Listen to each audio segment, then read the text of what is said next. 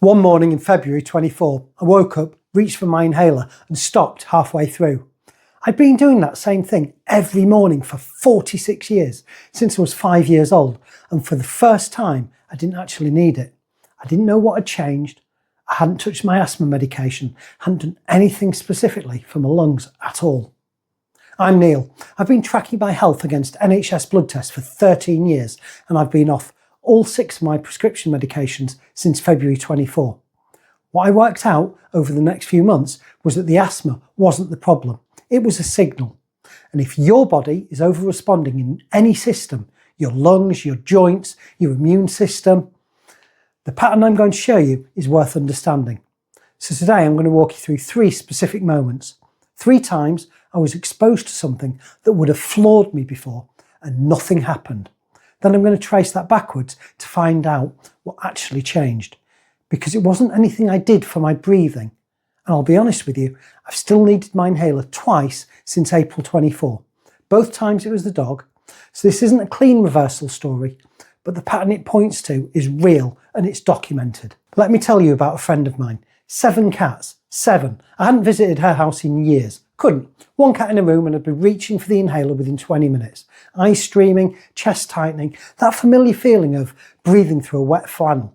7 cats was simply not a conversation I was prepared to have with my airways. Last summer, I went anyway, on purpose. I stayed for 5 hours, stroked 2 or 3 of them, sat in the room, had a cup of coffee, and yes, my breathing was elevated. I noticed it, but I didn't need the inhaler.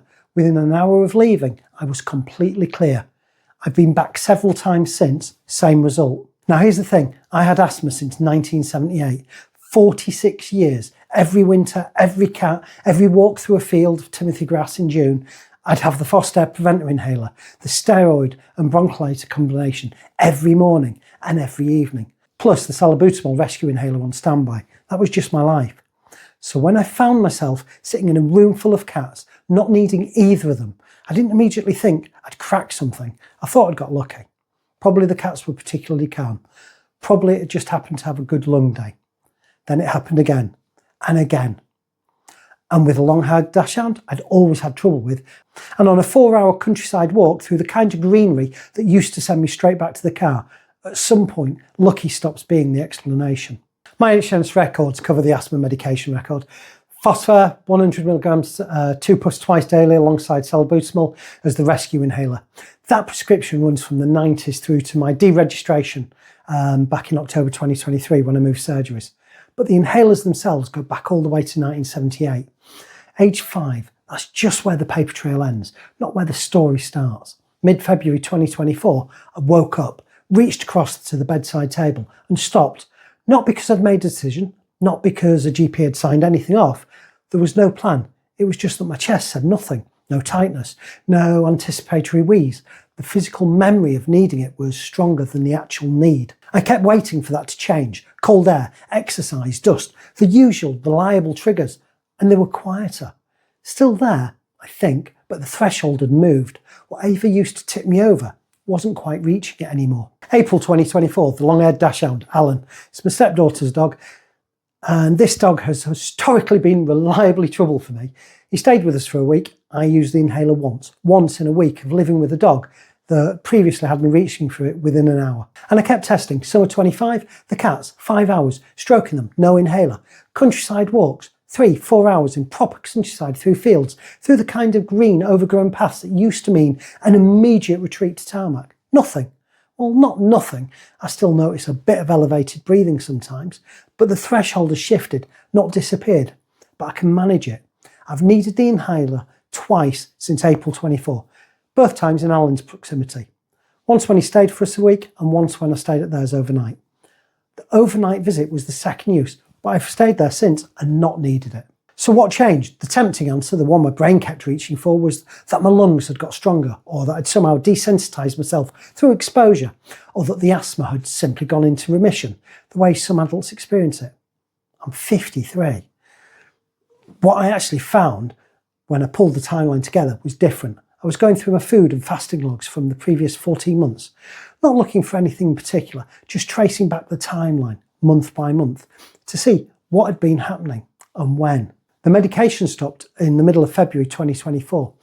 I had started eating properly and doing fasting and a lot less ultra-processed foods, more real food, since Boxing Day 23. And around the same time, though it took a few months to really lock in, the extended fast started. The extended fast started, and that same month, the mornings started to feel different. I'd been thinking about this in terms of my lungs, but I kept looking at the dates, and the lungs didn't really feature. What featured was the fasting. What featured was the food. And then it clicked. I hadn't done anything for my breathing. I hadn't done a single breathing exercise, hadn't taken any supplements aimed at lung function, hadn't done anything specific for asthma at all. What I had done was apparently turn down the inflammatory background noise that my airways had been reacting to for nearly 5 decades. The lungs weren't broken, they were responding. And what they were responding to had quietened. I spent 18 years running my own business. I know how to build a system that works without having to think about it every day. It turns out the same logic applies to your health. And that's what this channel documents, what actually compounds when you get the inputs right. Subscribe if that's interesting to you. Richard Brown and Patricia Gerberg, both psychiatrists, Columbia and New York Medical College, published research on the breathing inflammation interface. Put it in a way that I found clarifying when I eventually found their work. Their research showed that slow, controlled breathing activates the parasympathetic nervous system, and when that happens, the production of pro-inflammatory signalling compounds drops.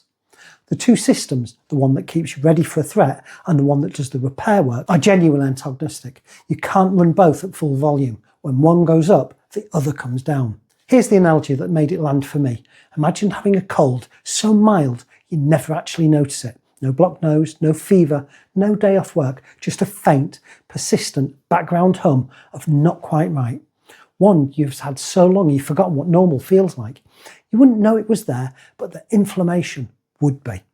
Quietly, steadily, day after day, nudging your immune system towards dysfunction, wearing at the lining of things, keeping everything on a slightly elevated footing. That's what chronic low-grade inflammation is. Not the acute kind, the red, hot, swollen response that heals a cut in a week. The slow kind, the kind that doesn't announce itself, the kind that runs in the background while the system stays perpetually primed to overreact.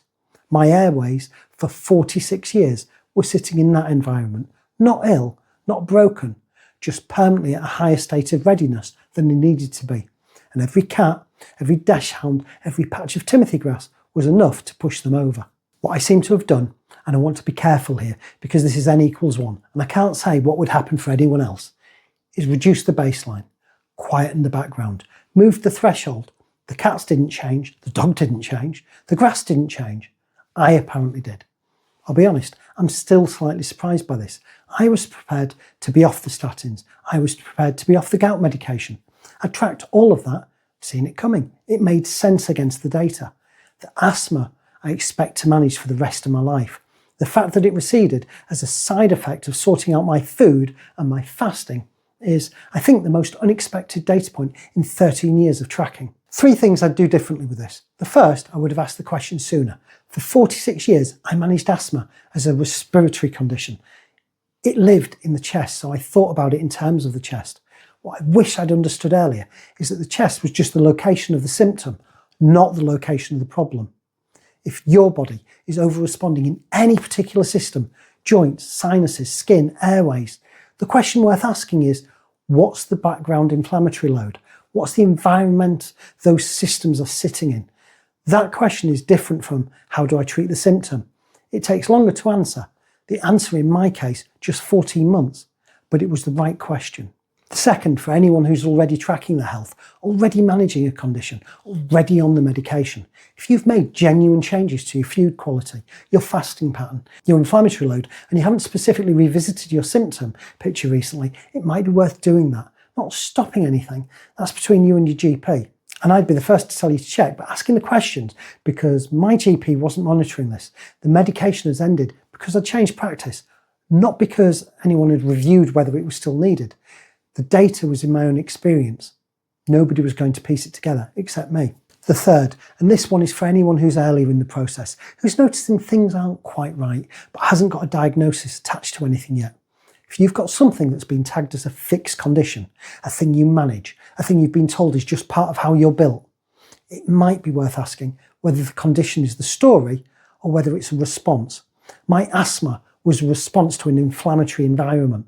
The environment changed. The response apparently changed with it. That pattern in my blood tests, the inflammation load dropping over 14 months of different food and extended fasting, isn't unique to my lungs. That's a mechanism, and it tends to start shifting years before anyone calls it anything in particular. I can't tell you. It would be the same for you. One person, 13 years of data, one specific set of changes.